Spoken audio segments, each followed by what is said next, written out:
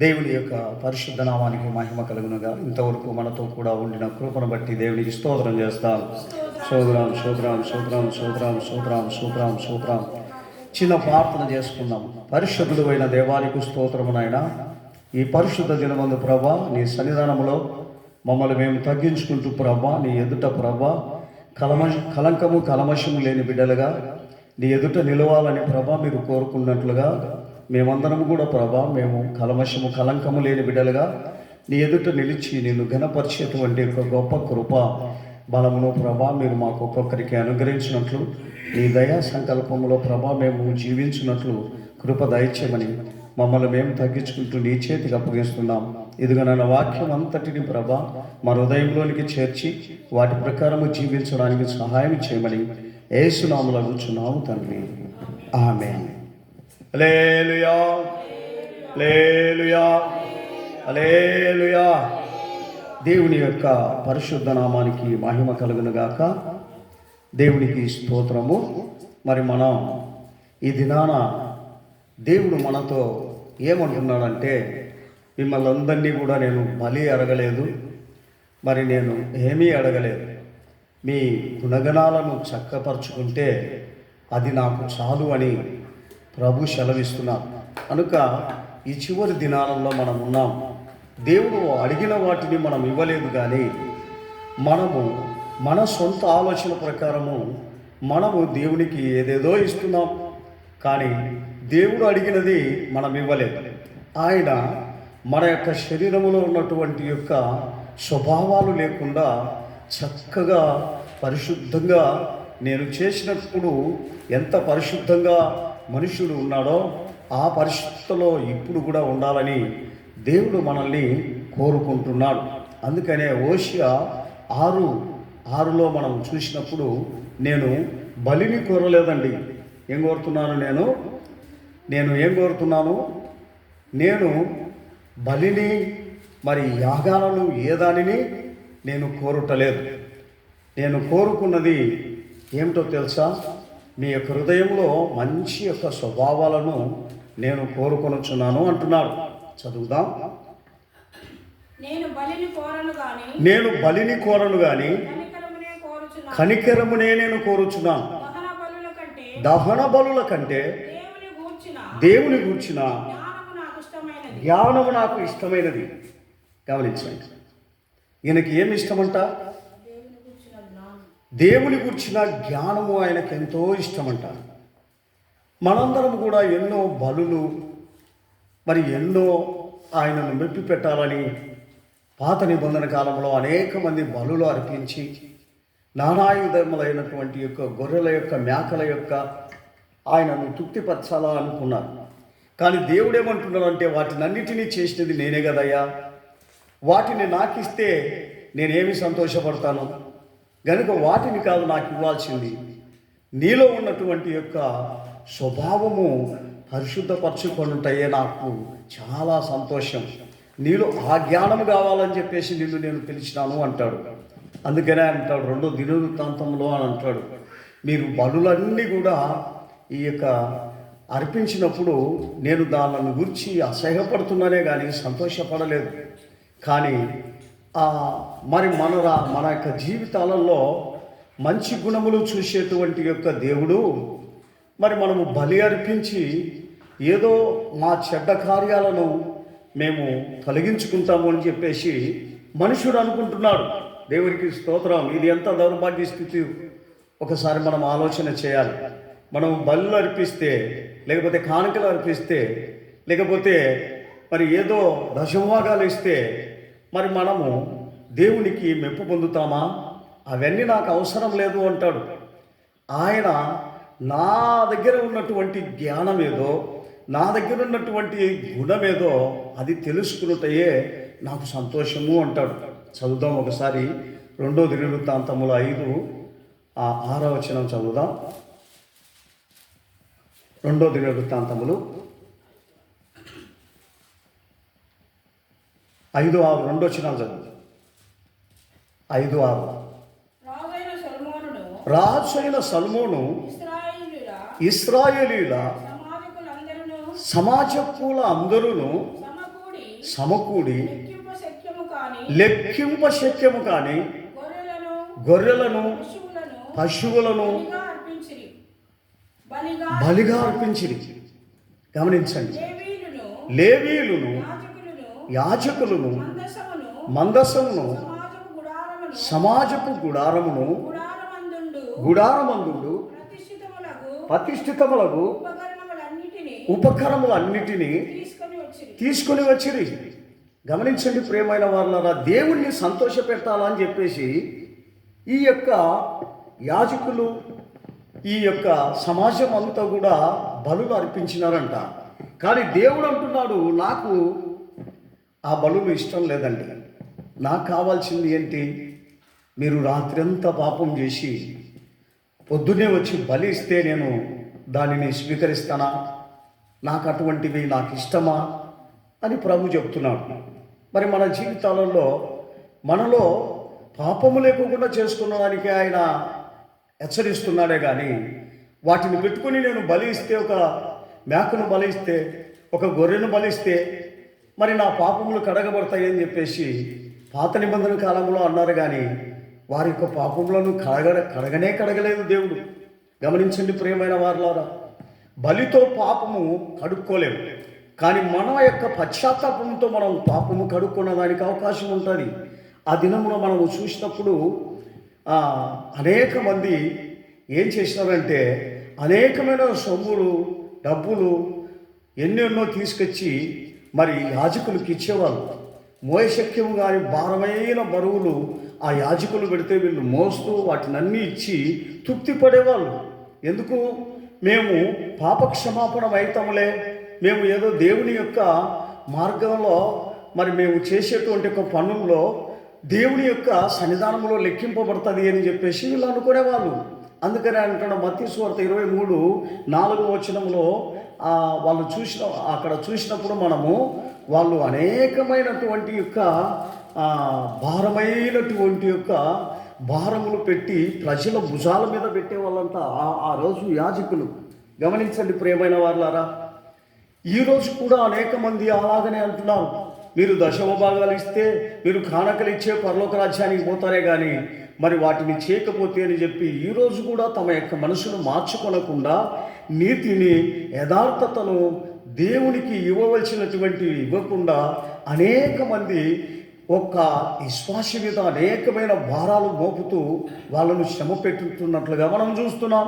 ఒకసారి చదువుదాము. 23:4 మత్తయి సువార్త.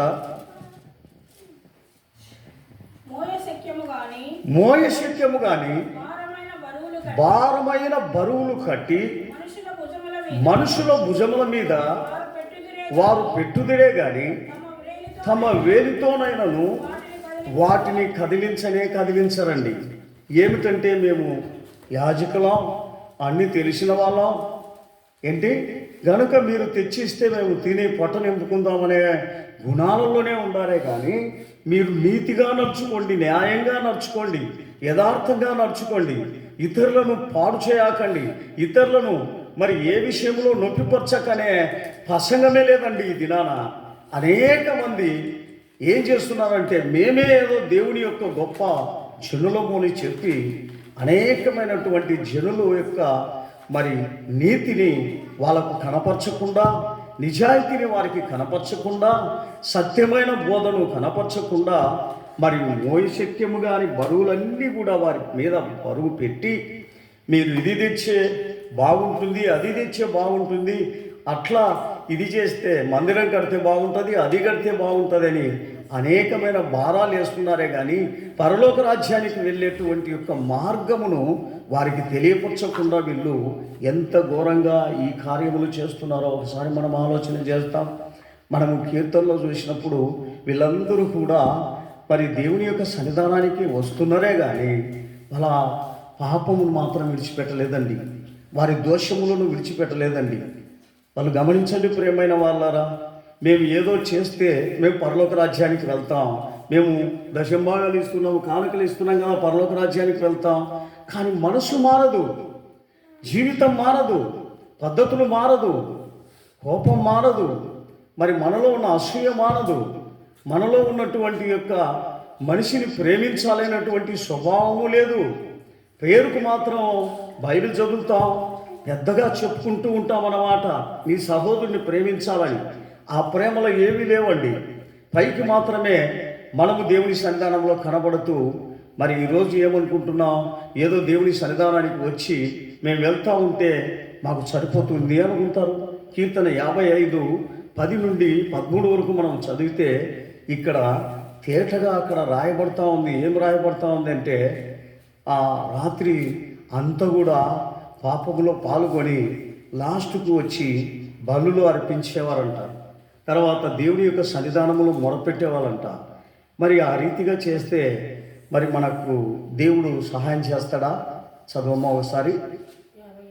55 మరి 55వ అధ్యాయము 10-13 వరకు. 55:10-13 వరకు చదవాలి. రాత్రింబగళ్ళు వారు పట్టణపు ప్రాకారముల మీద తిరుగుచున్నారు. పాపమును చెడుతనమును వారి దానిలో జరుగుచున్నవి. దాని మధ్యను నాశనమైన క్రియలు జరుగుచున్నవి. వంచనయు కపటమును దాని అంగడి వీధులలో మానక జరుగుచున్నవి. నన్ను దూషించువాడు శత్రువు కాడండి. శత్రువు అయిన ఎడల నేను దాన్ని సహిస్తా. నా మీద మిట్టిపడువాడు నా యందు పగబట్టిన వాడు కాదు. అట్టివాడైతే నేను దాగి ఉండొచ్చు. ఈ పని చేసిన నీవు నా సహకారివి, నా చెలికాడవు, నా పరిచయుడవు. గమనించండి ప్రియమైన వారులారా, ఏమంటున్నాడు? దేవునికి నీతి బోధలు చెప్పేటువంటి మా వాడే ప్రాకారములలో ఏం చేస్తున్నాడు? తప్పులు చేస్తున్నారు. నీతిని బోధించేటువంటి యొక్క మనమే అనేకమైన వ్యభిచారాలు, అనేకమైన దొంగతనాలు, అనేకమైనటువంటి దేవునికి విరుద్ధమైన కార్యములు చేస్తూ తిరిగి యాజకులమని అనిపించుకుంటూ ఈ లోకంలో మరి చలామణి అవుతూ ఉన్నాం. ఇది ఎంత దౌర్భాగ్య స్థితి ఒకసారి ఆలోచన చేయండి. దేవుడు వీటిని అన్నిటినీ చేసినా పర్వాలేదు, నా యాజకుడు నాకు బోధిస్తున్నాడు, నా యాజకుడు సకల జనులకు యాజకుడుగా ఉన్నాడని దేవుడు సంతోషిస్తాడని వాళ్ళు అనుకుంటున్నారేమో. కానీ ఇక్కడ వాక్యం చెప్తుంది, నేను సంతోషించను. భక్తిహీనత అంటే నాకు హేయం. భక్తిహీనత అంటే నాకు ఏమాత్రమో పట్టదు అని దేవుడు చెప్తున్నాడు. మరి ఈ యాజకులు వాటిని చదవరో, లేకపోతే వాటిని పాటించరో, వాటిని మరి లెక్క చేయరో, లేకపోతే మేమే ప్రభువులమని, మేమే అగ్రస్థానంలో ఉన్నామని, మేమే దేవునికి మరి అన్ని విధాలుగా సహకారులమని చెప్పేసి ఇరవీగుతూ ఈ తప్పితములు చేస్తున్నారేమో తెలియదు. కానీ దేవుడు అంటున్నాడు, ఈ తప్పితములు చేసేటువంటి వాడు ఎవరని చెప్తున్నాడు? మీరు అనుకుంటున్నారేమో, వాడు చేస్తే చేయనిలే, మాకు బోధిస్తున్నాడులే, వాడు చేస్తే చేయనిలే, వాడు కొట్లాడితే కొట్లాడనిలే, వాడు పెరుకులాడితే పెరుకులాడిలే, మాకు బోధిస్తున్నాడు, మాకు అతన్ని యాజకుడిగా పెట్టాడంటే ఒక్కసారి ఆలోచన చేయి. అతడు ఎట్టివాడో నువ్వు అట్టివాడవై ఉన్నావు. ఎందుకంటే అతని నుండి నీకు పరిశుద్ధత రాలేదు, కానీ పాపం వస్తూ ఉంది అంటున్నాడు. గమనించండి, ఇటువంటి యొక్క పాప క్రియలను చేసే ప్రతి వాడును పాపి అయి ఉన్నాడు, కానీ దేవుని బిడ్డ అయి ఉన్నాడా? ఇది గమనించక మీరెట్లా పాపము చేసే వాళ్ళను సమ్మతిస్తున్నారు? పాపం చేసే వాళ్ళు చేయలేని ఎందుకు ఊరుకుంటున్నారు? గమనించండి, మరి దేవుని యొక్క బిడ్డలకి ఇది తగుతుందా? ఆయన అంటున్నాడు, ఆ రీతిగా పాపం చేసేటువంటి యాజకుని ఖండించండి, బుద్ధి చెప్పండి, అతన్ని పట్టణము నుండి వెలివేయండి అంటున్నాడు. కానీ మేము వెలివేయం అని చెప్పి ఆ పాపమును సర్దుకొని పోయేటువంటి యొక్క గుణగణాలు మనకు ఉన్నట్లయితే దేవుడు ఏ రీతిగా మనల్ని కాపాడుతాడని, ఏ రీతిగా దేవుని యొక్క రాజ్యానికి వారసులుగా మనం మారుతామని అనుకుంటున్నాం. ఒకసారి మనము సామెతల్లో 15వ అధ్యాయం 8వ వచనంలో చూసినప్పుడు, వీడు భక్తిహీనుడు అయినప్పటికీ కూడా ఇతని యొక్క జీవితంలో అనుకుంటున్నాను నేను భక్తిలో ఉన్నాను. గమనించండి, ఇతరుల మీద పగబట్టినప్పటికీ కూడా, ఇతరుల మీద దేశం పెట్టుకున్నప్పటికీ కూడా ఇతడు అనుకుంటా ఉంటాడు, నేను ఒక పెద్ద భక్తి పరుణ్ణి, నేను పెద్ద ప్రార్థన పరుణ్ణి అని అనుకుంటుంటాడు. కానీ దేవుడు ఏమంటున్నాడు, ఓ మనుష్యుడా నువ్వు హేయుడవు అంటున్నాడు. ఇది తెల్లడం లేదు ఈ మనుషునికి. దేవుడికి స్తోత్రం. ఒక్కసారి మనం ఈ వాక్యం చదువుదాం. భక్తిహీనులు అర్పించు బలులు యెహోవాకు హేయములు, యథార్థవంతుల ప్రార్థన ఆయనకు ఆనందకరము. గమనించండి ప్రియమైన వారలారా, భక్తిహీనుల యొక్క ప్రార్థన, భక్తిహీనులు అంటే ఎవరు? వేరే వాళ్ళ? గమనించండి, ప్రార్థన చేసే వాళ్ళే అండి. వాళ్ళలో కోపం పోలేదు, చెడ్డ మాటలు పోలేదు, చెడ్డ అలవాట్లు పోలేదు, చెడ్డ తలంపులు పోలేదు, చెడ్డ మరి కార్యాలు ఏవి కూడా పోలేదు. కానీ వీళ్ళు ఏం చేస్తున్నారంటే దేవుని యొక్క సన్నిధానంలో చలామణి అవుతా ఉన్నారు. మేము ప్రార్థన పరులం, మేము ఉపవాసం ఉంటున్నాం, మేము న్యాయపరులము అని పరిచయుడు అట్లే అనుకుంటున్నాడు. నీతిమంతుడు నేను, అందుకనే మరి నేను దశమ భాగములు కరెక్ట్గా ఇస్తున్నా, నేను ఉపవాసము కూడా కరెక్ట్గా ఉన్నా, ప్రార్థనకు కూడా ఒక్కరోజు కూడా విడిచిపెట్టకుండా ప్రార్థనకు వెళ్తున్నా, మరి నా యందు ఏ దోషము లేదని తనలో తాను గర్వపడుకుంటూ చెప్తున్నాడు. మరి మనం అనుకుంటాం, ఏమనుకుంటామంటే నేను మంచిగా ఉన్నాను కదా, నేను సాక్షి బిడ్డను అనుకుంటాం. కానీ దేవుడు అది అనుకోలేదండి. అటువంటి యొక్క గర్విష్టమైనటువంటి యొక్క స్వభావం ఎప్పుడైతే ఈ నీతిమంతుడైనటువంటి పరిచయునికి ఉందో, అతని యొక్క ఆ గర్వము కలిగినటువంటి యొక్క మంచి స్వభావాన్ని అతని దగ్గర కనుగొనలేదు దేవుడు. తగ్గింపును కనుగొనలేదు, గర్వాన్ని కనుక్కుంటున్నాడు. అతని దగ్గర ఇతరులను ఏలెత్తి చూపెట్టేటువంటి యొక్క గుణగణాలను కనుక్కుంటున్నాడే కానీ దేవుడు అతనిలో మరి నిజమైనటువంటి యొక్క తగ్గింపును కనుక్కోలేదండి. అందుకనే అతడు గొప్పగా చెప్పుకుంటూ లాస్ట్కు ఇతరులను చూసి వాళ్ళు నా మాదిరి లేరు, వాళ్ళు నా మాదిరి మరి దశభాగమీ లేదు, నా మాదిరి ప్రార్థనకు రాలేదు, నా మాదిరి ఉపవాసం ఉండలేదు అని చెప్పి మరి ఇతరులను ఎత్తి చూపించుకుంటూ ఉన్నదాన్ని బట్టి దేవుడు ఏం చేసినాడో తెలుసా? ఆ పాపి అయినటువంటి యొక్క ఆ సుంకరికి ఇతని యొక్క ఆశీర్వాదం ఇచ్చి అతన్ని ఇంటికి పంపినట్లుగా మనం చూస్తున్నాం. దేవుడికి స్తోత్రం, హల్లెలూయా. మనం ఎప్పుడు తగ్గింపు స్వభావంలో ఉండాలి. కానీ దేవుని ప్రార్థన పరులమని అది ఇచ్చి ఇది ఇచ్చి నేను గొప్పతనమును నేను చేసుకుంటాను అంటే దానంత మూర్ఖతనం మరొకటి లేదు. అందుకనే ఆయన అంటున్నాడు, అదే 21వ అధ్యాయము 27వ వచనంలో మనం చూసినప్పుడు సామెతలు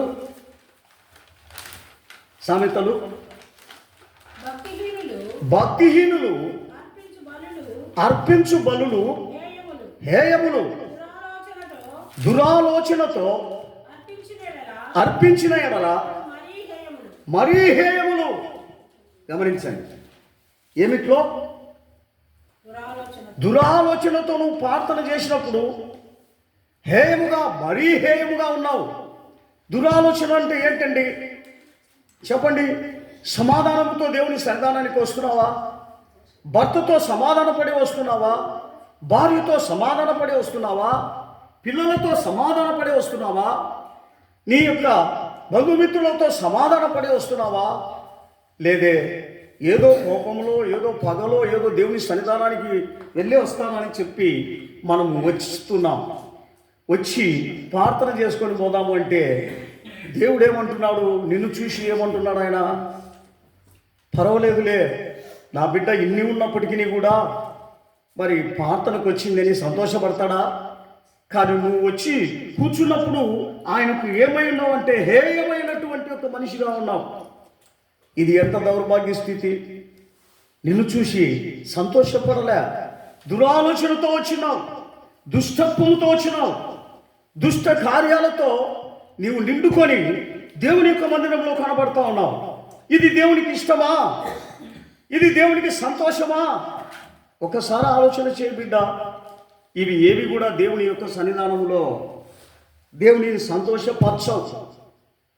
అందుకనే ఆయన అంటున్నాడు, అవి నాకు ఏవి కూడా నన్ను సంతోషపెట్టలేవు, నన్ను కాపాడలేవు అంటున్నావు. అదే మత్తయి సువార్తలోనికి మనం వెళ్తే 9:13 వచనంలోనికి మనం వెళ్తే ఇక్కడ కూడా మరి ఏం చెప్తా ఉన్నాడు? తనలో తాను చదవమ్మా. అయితే నేను పాపులను పిలువవచ్చి తిని కానీ నీతిమంతులను పిలువరాలేదు గనక నేను కనికరమునే కోరుచున్నాను కానీ బలిని కోరను అని వాక్యభావం ఏమిటో మీరు వెళ్ళి నేర్చుకోవడమని చెప్పాను. హల్లెలూయా. గమనించండి ప్రియమైన వారులారా, వాక్య భావం ఏమిటి? నేను దేని కొరకు వచ్చినా? గర్విష్ఠుల కొరకు, అహంకారుల కొరకు, నీతిమంతుల కొరకు రాలేదండి. వాళ్ళ నీతి పెద్దది.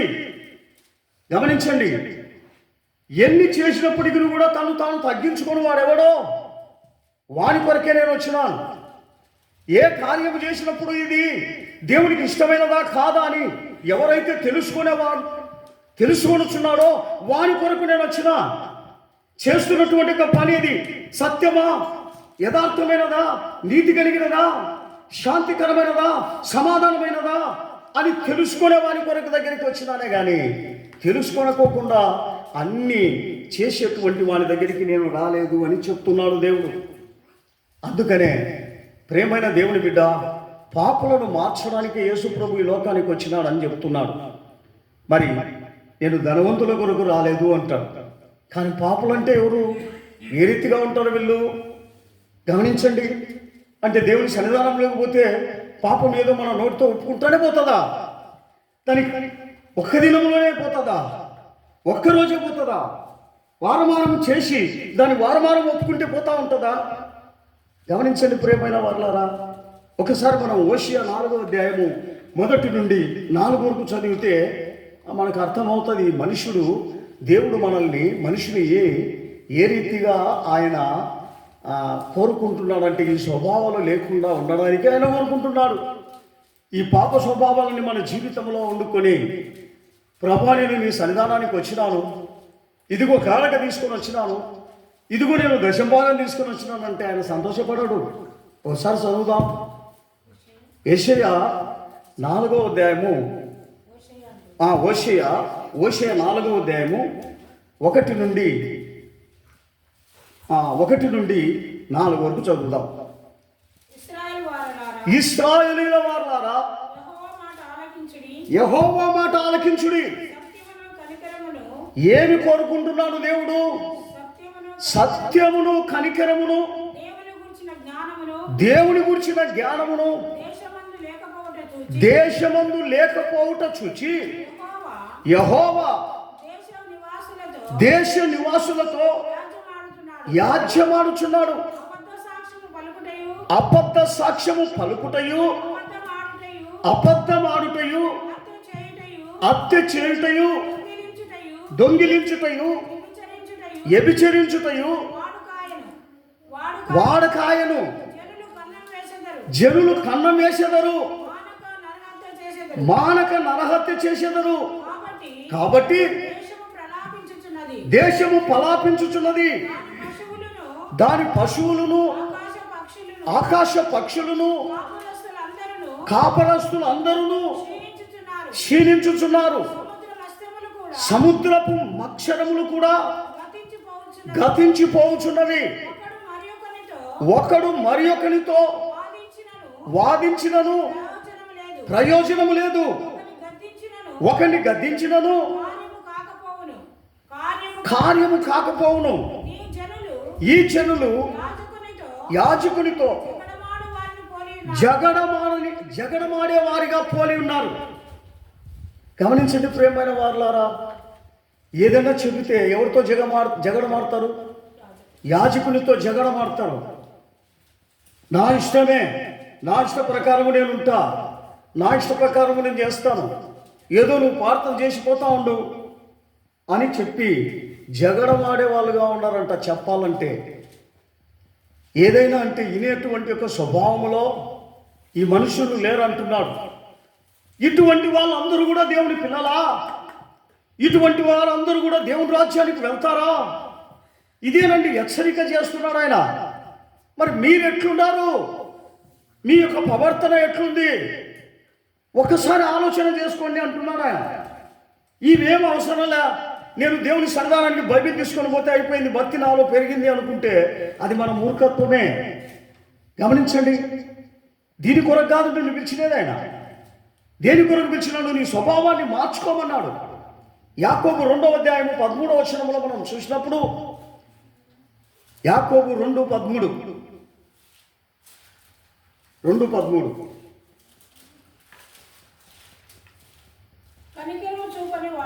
కనికరము చూపని వాడు కనికరము లేని తీర్పే పొందుతాడు. కనికరము తీర్పును మించి అతిశయపడును. హల్లెలూయా. గమనించండి ప్రియమైన వారలారా, కనికరం ఎప్పుడైతే మన జీవితాలలో లేకుండా ఉంటుందో, ఈరోజు అనేక మంది మనము దేవుని యొక్క సన్నిధానంలో ప్రార్థన చేస్తున్నామే కానీ కనికరం లేదు, నీతి లేదు, పాపం అనేటువంటి ఒక తలంచేటువంటి గుణగణాలే లేవండి. ఏమున్నాయి? పాపము చేసే గుణగణాలు ఉన్నాయి. ఇవన్నీ కనబడతాయి కానీ అది మాత్రము నీతి న్యాయములు మన దగ్గర కనబడకోకుండా ఉన్నాయి. ఇది ఎంత దౌర్భాగ్య స్థితితో ఒకసారి మనం ఆలోచన చేయాలి. అందుకని 2వ యోహానులో చెప్తాడు ఆయన, 2వ అధ్యాయం 3వ వచనంలో చెప్తాడు, మీలో ఏం కావాలని ఆయన కోరుకుంటున్నాడు? దేవునికి ఇష్టమైనటువంటి యొక్క గుణం కావాలని ఆయన కోరుకుంటున్నాడు. కానీ మనలో దేవునికి ఇష్టమైన గుణం లేదు. కానీ ఏమున్నాయి చెప్పండి? దేవునికి వ్యతిరేకమైనటువంటి యొక్క గుణగణాలు మనలో ఉన్నాయి. అందును బట్టి ఎంత దౌర్భాగ్యంగా మనకు హెచ్చరిక చేస్తున్నాడో దేవుడు. మనం 2వ యోహాను 2వ అధ్యాయము 2వ యోహాను 2వ అధ్యాయం లేదు, 2వ వచనం 3వ వచనం.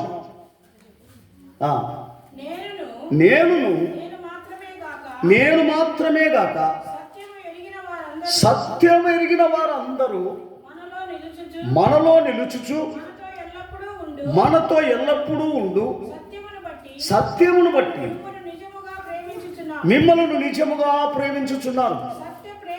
సత్య ప్రేమలు మన యందు ఉండగా తండ్రి అయిన దేవుని యొద్ద నుండి తండ్రి యొక్క కుమారుడగు యేసుక్రీస్తు వద్ద నుండి కృపయు కనికరమును సమాధానమును మనకు తోడైతుందంట. ఎట్లా తోడైతుందంట? ఇది మన దగ్గర ఏముండాలా? గమనించండి, సత్యము, ప్రేమ, అక్కడ 3 ఉన్నాయి. ఏమేమి ఉన్నాయి?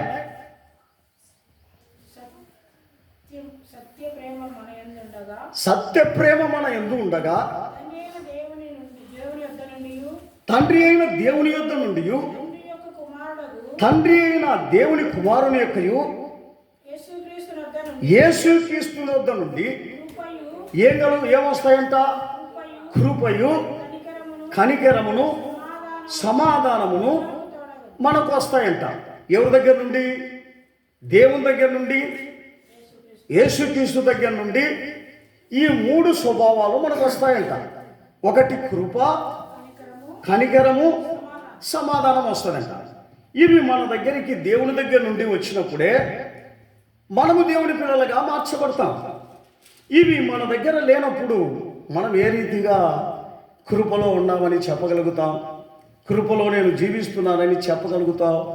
మరి నీకు ఈ స్వభావమే లేనప్పుడు కృప ఎక్కడి నుండి వస్తుంది? అదే 1వ యోహాను సువార్త 3:6లో చూసినప్పుడు 3:6లో 3:6 ఆయన యందు ఆయన యందు నిలిచిండువాడు నిలిచి ఉండువాడెవడును పాపమే చేయుడు. పాపము చేయువాడెవడో ఆయనను చూడనే చూడడు. చూడడం లేదు, ఎరుగడం లేదు. గమనించండి ప్రేమ, చూడను లేదు, ఎరుగను లేదు.